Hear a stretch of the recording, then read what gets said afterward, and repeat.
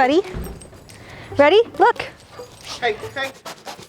We knew that we always wanted to be parents, and we got married and wanted to start a family right away. We had fertility issues for a while, and we did all the things with that, and it was becoming just very hard month after month. We had a miscarriage at the end of 2020. In January of 2022, I said, I don't care whether it's a foreign exchange student, a foster kid, a biological kid, or adopted. We have to have someone under the age of 18 in our home by Christmas, by the end of the year. I had been bringing up fostering for a while, but Jack wasn't quite sold, and we were watching a couple of TV shows that ended up having very secondary, tertiary storyline about some adult character who had grown up in the system. There was one scene in one of them where that adult character was talking about living in a bunch of different homes throughout his time in the foster care system, and how he remembers one family he was with only 3 months, but it was the most impactful, and he has a very positive experience remembering them. And we're sitting in the living room watching, and Jack turns to me and goes, let's do fostering. Well, it sounds sappy that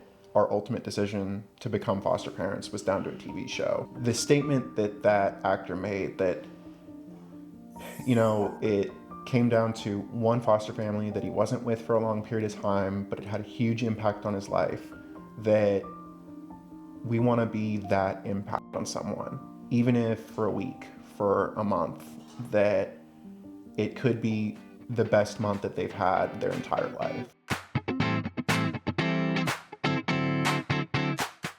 Between March and May of that year, we started the application process. We were approved in October. Use it as a time to educate your community. We did a foster shower, actually, right before we got our license. So all of our friends and family. When we first started, we got a call one random Wednesday night for our first placement.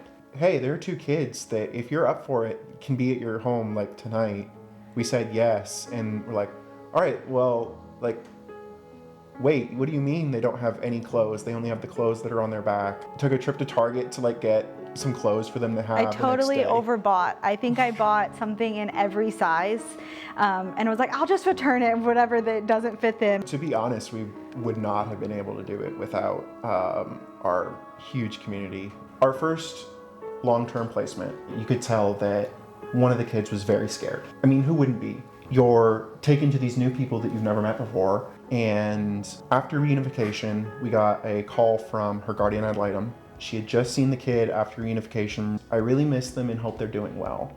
And to learn that the things that we taught her had such an impact on her life that she's still using them today was a huge joy to me, that, we did make a difference in her life. We had to remind ourselves that when that kid gets to become an adult, that they're gonna have a foundation, even if that foundation was for a couple of months at a time, that they're not starting from no skills, from no emotional IQ, they're from no mental health awareness. We are building stepping stones for them. Even though we kind of got jumped headfirst into it, where we went from having no experience of being parents to suddenly having 2 kids in our home literally overnight, it felt natural to us. It did.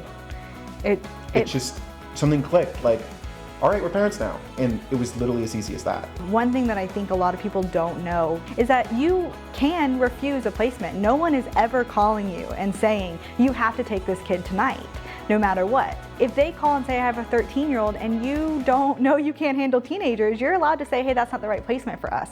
You're also allowed to say no once they're in your home. You're allowed to say, this is not the healthiest environment, this is not working for us, for the kid. And so there is still some element of control there that I think more people might feel more comfortable taking that first leap if they knew existed. I just think there are a lot of options for people if they're like, I can't commit to having a kid in my home for 18 months, but maybe you could for a weekend, or maybe you could for a week, or summer vacation for someone who's working. And so I think there are a lot of ways for people to become foster parents that probably the general public don't know about. Thornwell has been amazing. To really have Thornwell feel like they are advocates for us and our ability to continue to be foster parents has been kind of mind-blowing, to be honest. Thornwell is not just a fostering agency, right? So Thornwell has so many other resources that we've already started to pull from. You have more than just oh, I'm going to call you when there's a new kid that needs to be in your home, but I have this whole group of resources for you.